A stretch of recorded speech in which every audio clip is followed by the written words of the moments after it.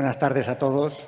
En primer lugar, quisiera dar las gracias, por supuesto, a Javier Íscar, que, by the way, Javier, para nosotros tú eres el verdadero emperador de esta sesión y de este mundo del arbitraje. Pero también quisiera dar las gracias en sentido más amplio a todos los que hacen posible este evento, al Open del arbitraje, a las personas como Sonia, Pello y demás que trabajan desinteresadamente para que esto salga, patrocinadores, sponsors, y en realidad a todos por darnos la oportunidad de juntarnos, por lo menos a esta pequeña pero intensa comunidad arbitral española e iberoamericana, al menos juntarnos una vez al año y ver las caras y hacer un poquito de networking. Así que en primer lugar, muchísimas gracias a todos. Cuando Javier Íscar me llamó por teléfono para ofrecerme la posibilidad de moderar esta sesión, yo justo acababa de tener una reunión con mis socios de Corporate, a los que yo cariñosamente digo que hacen pre-litigation por la cantidad de asuntos que me pasan, en donde me habían comentado un posible nuevo arbitraje derivado de un post-M&A deal. Y entonces cuando Javier me pidió, piensa un poco cuál es el topic que quieres cubrir con la sesión, pues yo pensé, mira, es el tercer caso en donde recientemente me han metido por un tema por un post-M&A, una operación de compraventa, de fusión y adquisición de una sociedad. ¿Por qué no planteamos y debatimos sobre esta cuestión? ¿Cuál es la tendencia? ¿Qué es lo que está ocurriendo en el mundo del M&A? ¿Y por qué están surgiendo tantas disputas en operaciones posteriores a M&A? Y precisamente para eso estuve pensando dónde podrían venir todo este flow de trabajo. Y en realidad hay dos circunstancias que confluyen concretamente. En primer lugar, el mercado español de M&A, de fusiones y adquisiciones, ha estado muy activo últimamente. De hecho, según una estadística de KPMG, el año 2021 fue un año récord de operaciones de M&A. Las operaciones de M&A son todas muy complejas, son muy sofisticadas, involucran muchas partes y mucho dinero, lo cual hace más fácil que surjan disputas. Pero es que además el arbitraje se ha convertido en el método favorito para la resolución de las disputas en el seno de las operaciones de M&A. De hecho, el 75% de los contratos de los SPA incluyen cláusulas arbitrales. Y, de hecho, si observamos las estadísticas de las principales cortes de arbitraje en España, veremos cómo los casos de arbitraje de post-M&A deals se han incrementado. La Corte de Arbitraje de Madrid, por ejemplo, en el año 2021 tenía un 24% de arbitrajes de post-M&A deals, cuando en el año 2022 ese porcentaje incrementó al 34%. Por lo tanto, creo que es un topic que debemos de analizar, creo que es un tema que debemos de debatir, para lo cual tenemos aquí hoy un magnífico panel de distintos profiles de expertos que nos van a dar su visión sobre este tipo concreto de arbitrajes, cuál es la tendencia, cuál es la evolución, cuáles son las circunstancias concretas del mismo y todos los demás temas que nos dé tiempo a debatir. Voy a hacer una presentación muy breve de todos ellos. Voy a empezar por Fernando Cuñao, que lo tengo aquí cerquita. Fernando es el socio responsable de KPMG Forensic en España. Además, es miembro del Consejo de Administración de la firma y es el responsable a nivel global del equipo de Expert Witness en arbitraje internacional. En los últimos 20 años, Fernando se ha especializado en la presentación de servicios como experto independiente en materia de daños, tanto en arbitraje comercial como en arbitraje de inversión. Tiene una particular especialización en sectores como la infraestructura, la energía y el private equity, cargo en el que ha sido recurrentemente reconocido por Who's Who en su condición de Expert Witness en Commercial Arbitration. Por otro lado, y muy relacionado con el panel que vamos a debatir ahora, Fernando ha asistido como experto dirimente en transacciones complejas, en la que ha aplicado su expertise en Forensic Accounting en cuestiones complejas en el ámbito de ajuste de precios y procesos de earn-out. Gracias, Fernando. Bienvenido al panel. A continuación, me gustaría presentar a Vigel Vielinga. I hope that my pronunciation is... Espero que la pronunciación haya sido correcta. Abogado, que empezó su carrera en el año 1992 en una firma holandesa llamada Loef Clients Verbeke, especializado fundamentalmente en litigación y en insolvency matters.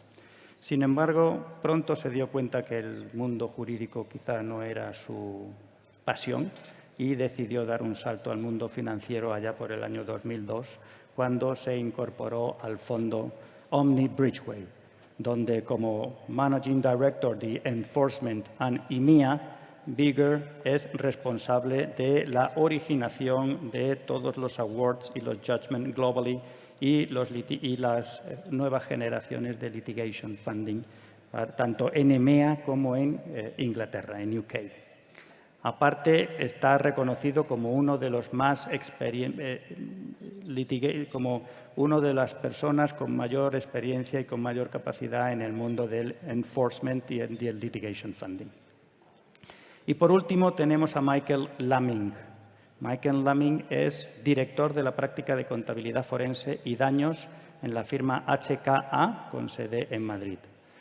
Tiene amplia experiencia como experto financiero y contable en litigios y arbitrajes internacionales, habiendo participado en más de 30 casos de disputas superiores a los 8.000 millones de dólares. Michael cuenta con experiencia en disputas en M&A, abarcando tanto la práctica de due diligence como la emisión de informes técnicos sobre cuestiones contables relativas al cálculo del precio variable, a los ajustes del earn-out, a investigaciones por fraudes posteriores a la adquisición o cuantificaciones de daños por incumplimientos de reps and warranties. Bienvenido, Michael, y gracias por ayudarnos en esta sesión. Y ya sin más preámbulos, me gustaría pasar a las preguntas, con independencia de que, por supuesto, os invito a que en cualquier momento nos podáis formular cualquier pregunta que consideréis conveniente. La primera pregunta, y siguiendo el orden de presentación, es para Fernando. Y a mí me gustaría preguntarle a Fernando qué evolución ha visto en el campo del experto independiente, porque en la presentación hemos dicho que llevas más de 20 años de experiencia. Supongo que a lo largo de todos estos años habrás vivido o habrás visto una evolución en el rol del experto independiente. Muy bien, gracias, Antonio. Bueno, muy breve. Agradecimientos, Javier, Sonia, Pello. Enhorabuena un año más. Espectacular. Ya anunciabas ayer, Javier, el año que viene, con lo cual a ver qué nos espera. Y un placer estar en esta mesa, que contéis con nosotros. Antonio, sobre lo que planteas, yo creo que lo introducías muy bien al principio, ¿no? Los M&A disputes, yo creo que todos estamos viendo cómo el M&A en general se ha sofisticado muchísimo en los últimos años, os diría en los últimos 10 en particular, ¿no? Entonces, a tu pregunta, que ibas más por el rol del experto independiente en el ámbito de M&A disputes, pues lógicamente ha sufrido una evolución, yo diría, paralela y pareja a la evolución de los propios contratos SPAs, cláusulas, complejidad, etcétera. Por ir al punto y tratar de ser breve, os diría que hace más de 10 años, o en el primer tramo del que estoy refiriendo, las disputas en las que intervenía un experto independiente eran más desde una perspectiva, digamos, de auditoría. O sea, es decir, las transacciones eran más, los contratos preveían, era un entorno, digamos, más lockbox, con un precio definido, es decir, el mecanismo de ajuste al precio o de earn-out pues era una rara avis más reservada para mercados más anglosajones y UK, US, y en España lo que veíamos era, oye, pues una transacción que lógicamente había tenido su proceso de due diligence, su proceso de análisis financiero, de una valoración con un DCF, una definición de un valor razonable y un precio en la transacción, ¿no? Entonces, los expertos nos limitábamos en aquel entonces, y los SPAs, de hecho, referían al auditor más que el experto, un experto independiente. Diría que un auditor intervendría en lo que se conocía con el proceso de completion accounts, que por supuesto sigue vigente a día de hoy, ¿no? Entonces, ese, digamos, que era el espacio de juego que teníamos en transacciones menos complejas, con un precio predefinido y donde valorábamos pues simplemente la evolución de indicadores financieros o contables entre un balance de una fecha de referencia, de un signing y un closing. Entonces, oye, pues un ejercicio muy, muy relevante, pero basado, digamos, en aplicación de técnica contable y menos lugar a interpretación de cláusulas complejas y demás. O sea, por lo que os digo, menos mecanismos de ajuste al precio. Pero en los últimos 10 años yo creo que hemos importado más pues, esta tendencia anglosajona, luego la sofisticación de los negocios, el multiparty, multijurisdiction, no sé, y todas estas complejidades que estamos viendo, pues la verdad es que mecanismos de ajuste al precio, earn-out y demás, pues lógicamente yo creo que están presentes en el 90% de las transacciones que vemos. También en España, ¿no? Entonces, esta complejidad del SPA, esta referencia a earnouts y a mecanismos de ajuste al precio, pues sofistica mucho más también nuestra propia labor.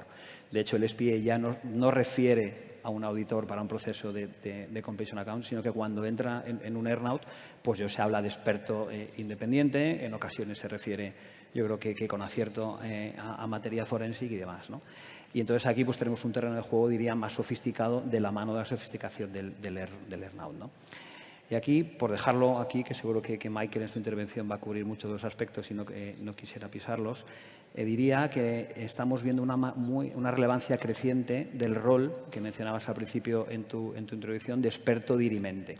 O sea, es decir, antes de que se active un mecanismo de arbitraje y demás, en el seno de la propia transacción, un proceso de earnout, un mecanismo de ajuste al precio, pues que seller y buyer de mutuo acuerdo mandaten a un experto independiente, a un experto dirimente, para que resuelva, digamos, sobre esta controversia. Ahí se abre un campo de debate y análisis que si hay ocasión luego valoraremos. Sí, luego analizaremos la figura del experto dirimente porque me parece muy interesante.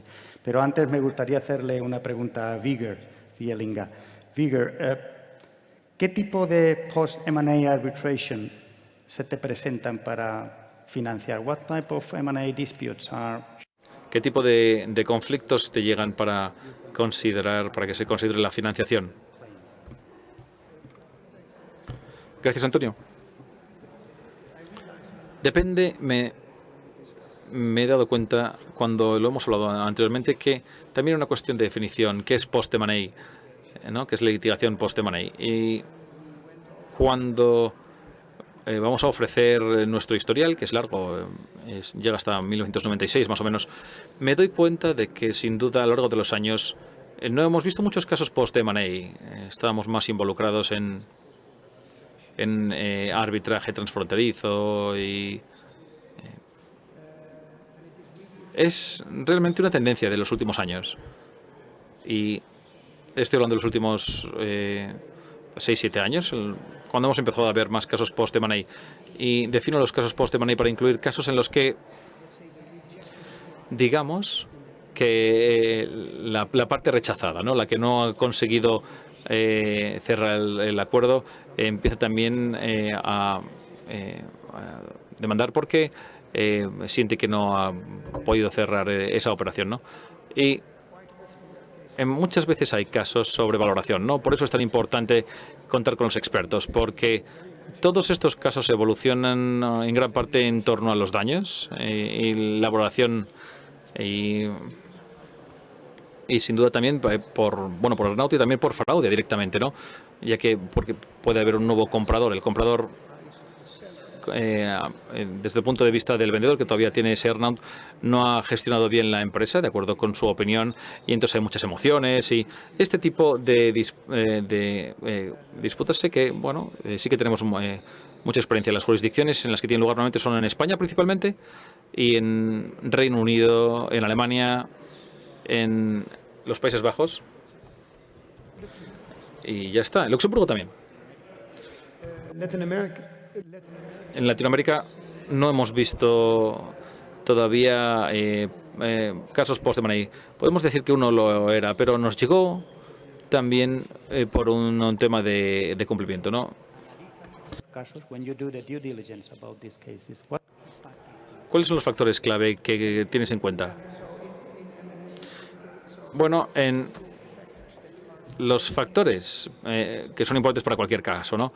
Nosotros prestamos el dinero, ¿no? Antiguamente solía ser mi propio dinero cuando éramos al principio, ¿no? De la financiación, y ahora la mayor parte de la mayoría de los casos se están prestando el dinero de otras personas, es decir, somos los guardianes del dinero de jubilación de muchas personas, así que somos muy cuidadosos y de hecho la cantidad por cada uno de los casos es bastante importante. No podemos tratar con casos que estén por debajo de 10 millones, ¿no? en daños, porque los presupuestos no podrían con ello, así que una de las primeras cosas que tenemos que analizar es ver si el caso es financiable, comprando el presupuesto y los daños, ¿no? Hay algunas personas que dicen, a lo mejor a mi cliente le podría interesar utilizar financiación en un escenario post-M&A. Bueno, la regla normalmente es el 10%, el presupuesto tiene que ser el 10% del resultado de daños más probable. Y otra pregunta sería cuál es el resultado de daños y perjuicios más probable, ¿no?, para estos dos señores que tenemos aquí al lado. Y muy a menudo los clientes,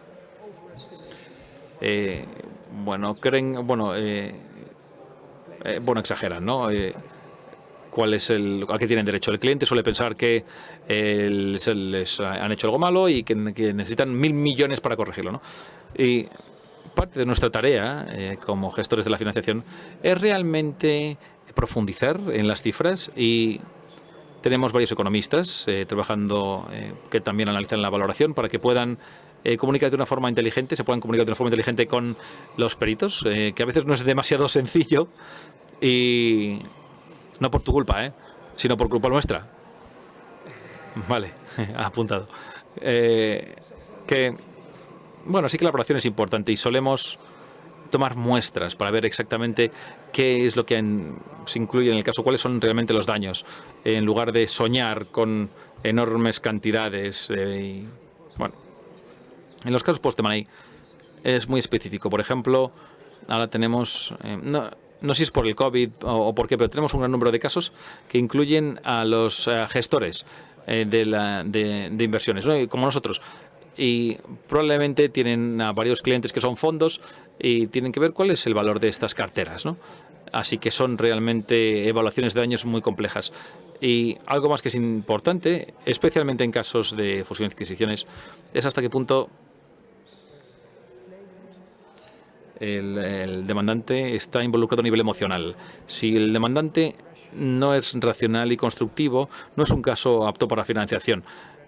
Tiene que tener alguien racional, ¿no? Y a veces el demandante es el vendedor que ha vendido a su bebé y que puede tener unas expectativas extremadamente altas con respecto a los daños de una mala gestión, de acuerdo con su perspectiva, ¿no?, de la empresa. Y en el caso de que fuera en su propio caso, no sé cómo se podría... Sí, en ese caso tiene que estar convencido de su caso y tener unas expectativas razonables. La lista de las preguntas. En todos los casos en los que yo he participado, en todos los arbitrajes de post-M&A deals, siempre he necesitado la ayuda de un independent expert, cualquiera que sea el origen de la disputa. Entonces, mi pregunta es, ¿por qué necesitamos siempre independent experts para este tipo de post-M&A? ¿Cuál es el valor añadido, aparte de, lógicamente, la típica cuantificación de los daños, etcétera, etcétera, que vosotros podéis ofrecernos? ¿Y qué evolución en este sentido ves en el futuro hacia el rol del independent expert? Claro. Pues yo creo que en primer lugar, como ha dicho Fernando, hay más complejidad hoy en día que hace 15, 20 años. Por tanto, nuestro trabajo no es tan fácil, es más complejo y, por tanto, falta expertos a veces.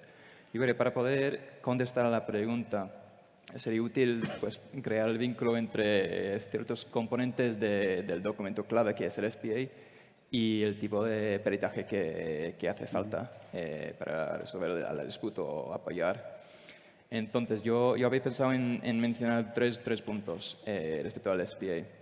El primero sería el mecanismo de fijación de precio, que antes era bastante más sencillo, pero hoy en día hay dos mecanismos principales, que son el lockbox accounts y los completion accounts. Y sin entrar en mucho detalle, lockbox accounts básicamente tiene que ver con que las partes acuerdan una fecha pasada y fijan el precio. El precio normalmente en base a las cuentas anuales auditadas por la seguridad que ofrece el auditor. Y luego no hay ajustes tal cual al precio, sino ciertas cláusulas respecto al leakage, que puede ser para proteger al comprador contra la disminución del valor entre el periodo de los lockbox accounts y el cierre. Y también un value accrual para el vendedor, pero ya sigue gestionando la empresa durante este periodo. Entonces, ahí, para empezar, puede haber complejidades respecto a analizar las cuentas, si bien están auditadas, pues puede haber errores, puede haber pues, transacciones que han pasado al lado del cierre que hace falta revisar y considerar si son válidas. En cuanto a la cláusula de leakage, que es permitido, que no es permitido, dependiendo de las cláusulas del SPA, cómo identificarlo, y hay que entrar en el detalle granular ahí y en la contabilidad muy profunda a veces para poder dar respuesta a esta pregunta. Y en esto yo diría es lo más sencillo de los dos, porque el segundo, los completion accounts, pues tiene que ver que las partes pues, establecen un precio estimado, un precio inicial, y luego a la fecha de completion pues se preparan unas cuentas, unos completion accounts. Y ahí existe bastante más complejidad porque estos no están basados necesariamente en normas contables aplicadas en el pasado, sino va con cierta jerarquía que se establece en el SPA, que puede tener varios términos y con ello varios problemas cuando se trata de determinar los ajustes, porque lo que hacen es comparar los completion accounts con el precio estimado y ajustar el precio en función de ello. Y ese tipo de ajuste puede ser el working capital, el capital circulante, o del net financial position, el net debt, tipo de cosas así, que puede faltar un ojo de un contable bien experimentado para poder identificar lo que hay detrás. Y ahí la gran complejidad viene de la interpretación. Las normas contables, si evitamos olvidamos por un momento las cláusulas específicas que hay en el SPA que puede haber para añadir un nivel de complejidad adicional, las normas contables están abiertas a interpretación. Por tanto, no siempre hay una respuesta correcta o incorrecta. Hay que determinar cómo interpretarlo en función del SPA. Entonces, ya tenemos otro punto de complejidad ahí. El segundo punto, el concepto del SPA que quería mencionar, es el earn-out mechanism, que básicamente es coger una parte de la consideración del precio que está dispuesto a pagar y decir el futuro, para dar cierta comodidad respecto a la incertidumbre que estamos viviendo.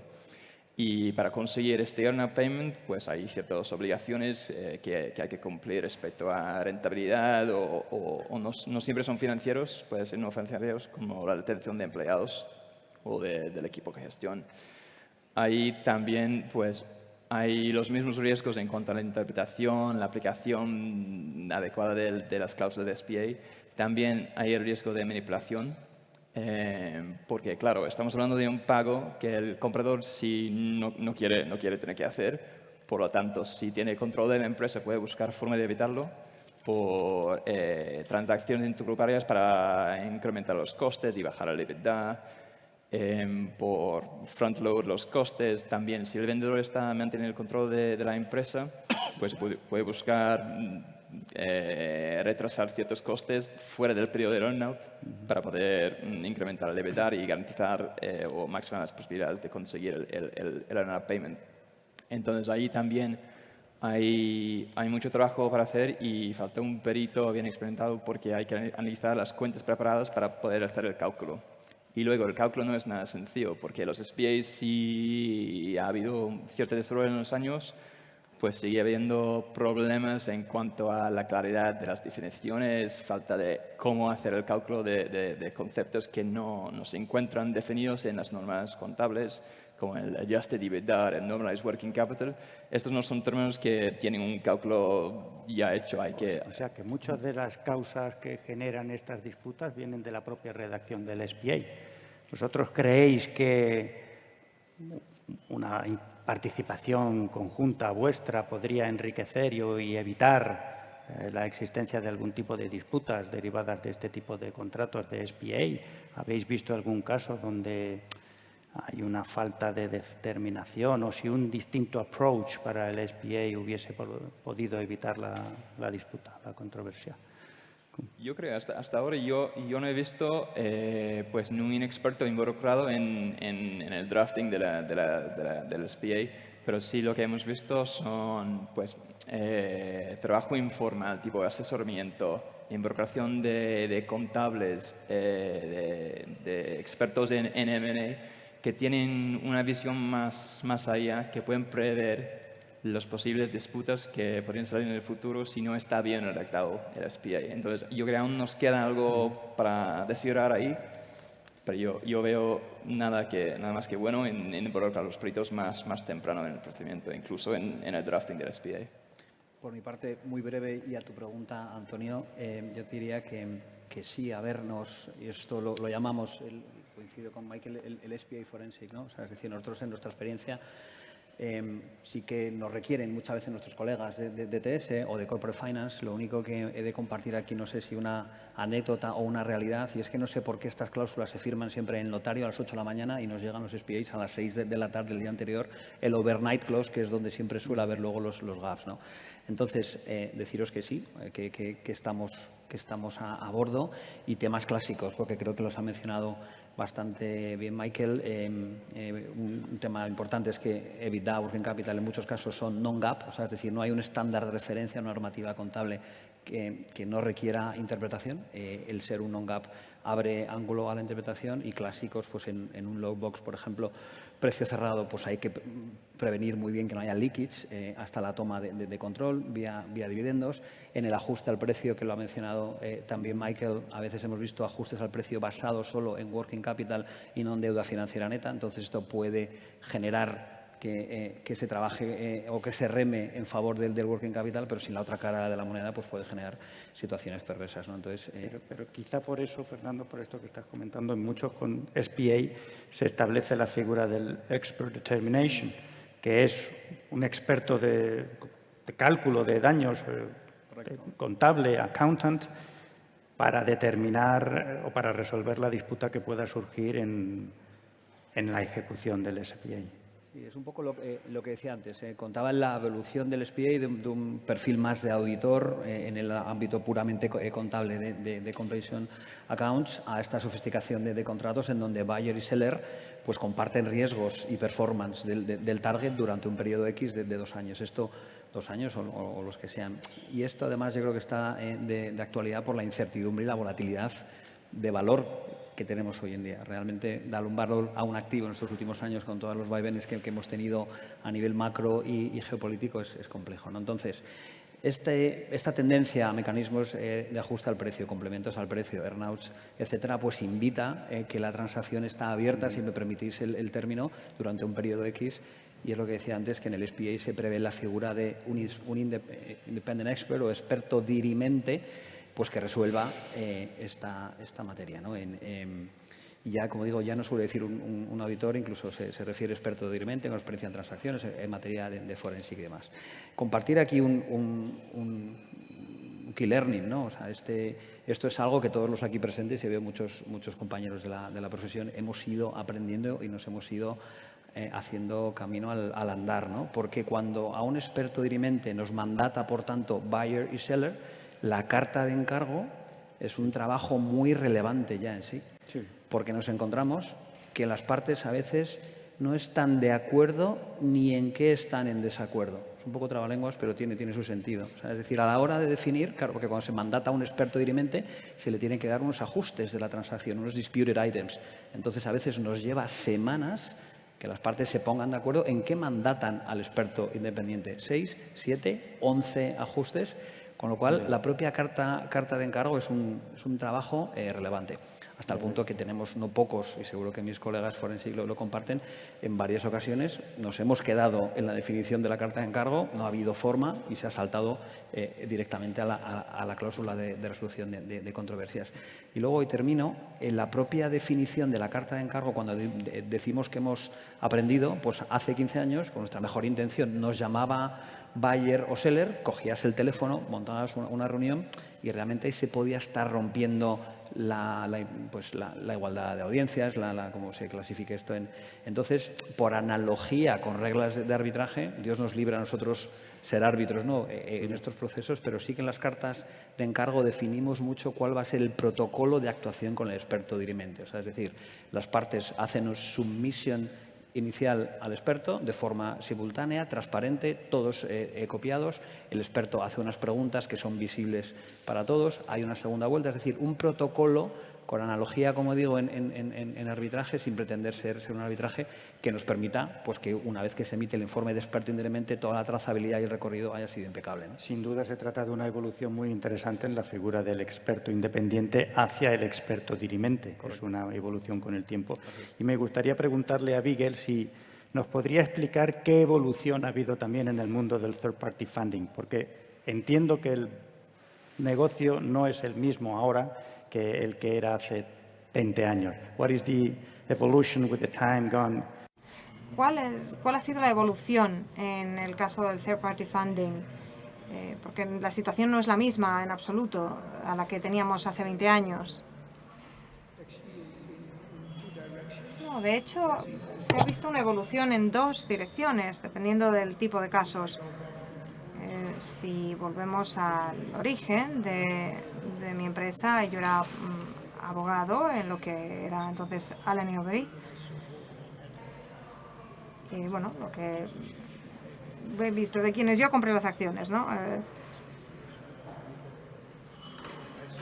Y vi que, bueno, llegaban con 14 personas, 14 japoneses, negociaron un acuerdo para esa adquisición y ese era el tipo de casos que teníamos, para los que teníamos financiación. Se pagaba de manera voluntaria para esa compensación de daños y con el tiempo hemos visto muchos riesgos políticos que se valoraban. Ese era el tipo de casos en los que para los que teníamos financiación. Los demandantes enviaban la solicitud. Podíamos pagar los honorarios de los abogados, por supuesto. Y hay una serie específica de capacidades que necesitamos para la ejecución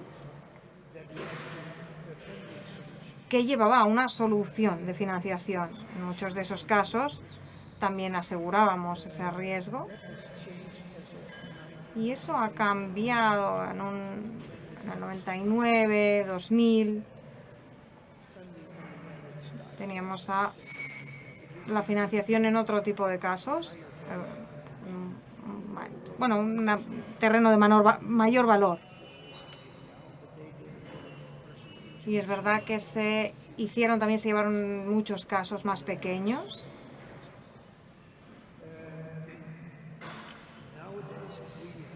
Y ahora mismo ha cambiado mucho. Tenemos la financiación en casos del sector financiero. Trabajamos, por decirlo así, con el dinero de otras personas. Trabajamos con casos de gestión de inversiones. En la mayoría de los casos trabajamos en casos post-M&A.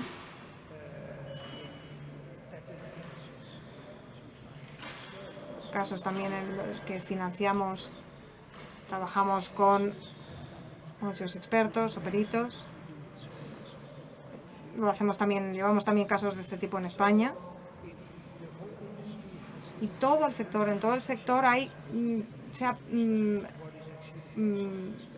está profesionalizada de otra manera. Tenemos que ver cómo recabar suficientes casos. Y la jurisdicción, por supuesto, es distinta en Europa, distinta que en Australia. Entonces, es verdad que ha evolucionado hacia un negocio distinto, una actividad distinta a nivel global. Es verdad que se puede sobrevivir siendo una empresa o bien muy centrada a nivel local, muy focalizada y muy local, o al contrario, un negocio muy amplio con un enfoque muy global. Última pregunta, Michael, perdona que le haya interrumpido, Vigel. ¿Y en el futuro qué? ¿Qué va a pasar en el futuro con la figura del Independent Expert? ¿Cuáles son los retos a los que os enfrentáis? Pues yo creo, en primer lugar, la complejidad solo va a aumentar. Ya hemos hablado bastante de temas de contabilidad, pero también hay expertise en cuanto a investigaciones y valoraciones. Y con valoraciones, hablando, por ejemplo, de un cumplimiento de una garantía, pues el perito tiene que entrar, hablamos del mundo como lo tenemos ahora mismo, hay muchísima incertidumbre. muchísima volatilidad en cuanto a los precios de los mercados. Entonces, el reto para el perito, poder aislar el impacto de un incumplimiento de una garantía de lo que sea, porque las garantías son tan amplias que puede haber de todo, financiero, no financiero, lo que sea. Poder aislar el impacto y luego cuantificar el daño relacionado con ello, el impacto en el precio pagado, cuánto habría pagado si no hubiera sido un incumplimiento, es uno de los retos más grandes que afrontamos en el tema de las valoraciones de daños. Y en parte de las investigaciones, como yo tengo una experiencia en fraude, también el fraude es más difícil identificar y luego cuantificar el impacto. Entonces, ayer hablamos de la nueva tecnología, de Artificial Intelligence y todo esto, y estamos aprovechando de esta tecnología para poder pues, mejorar nuestros procedimientos, desigualarlo, pero aún así, cada vez que desigualamos algo nuevo, pues el fraude se hace más sofisticado, por tanto, estamos siempre corriendo e intentando pues, mantener la velocidad de los retos que vemos. ¿Me permites? Sí, 30 segundos. sí, Creo que tenemos el reloj que parece que va a explotar, pero dale. Bueno, es que Michael ha mencionado un tema que creo que es tremendamente relevante, ¿no? Y como hemos tenido varios asuntos, muchos de los aquí presentes, yo creo que en el ámbito forensic, ya en el ámbito reps and warranties, o sea, es decir, puro post-M&A, cuando se identifica un pasivo oculto y demás, un debate, insisto, muy abierto, es si los daños y perjuicios es una relación 1 a 1 del ajuste contable identificado. ¿Un euro es un euro de perjuicio o es un euro por el múltiplo que se pagó en la transacción? O sea, parece un tema interesantísimo y ahí es donde Forensic, como digo, y en ocasiones hasta hacemos un e-discovery para poder identificar cuál fue la génesis de la definición del precio. O sea, ¿realmente el precio se fijó a un tanto alzado o hay un múltiplo detrás? Yo creo que esto es donde realmente podemos pues, ir más allá en la transparencia de las transacciones. Me parece un punto brillante, Michael. Seguro que hay muchísimos más retos y muchísimos más nuevos caminos que explorar, tanto en el mundo del third-party funding como en el mundo del independent expert y el experto dirimente. Pero, por desgracia, lo que sí que es cierto es que nos hemos quedado a cero en el tiempo y que tenemos que dar paso a la siguiente sesión, no sin antes dar las gracias a los speakers por esta tan entretenida sesión y a todo el mundo por escucharnos. Muchísimas gracias a todos. Gracias, Antonio.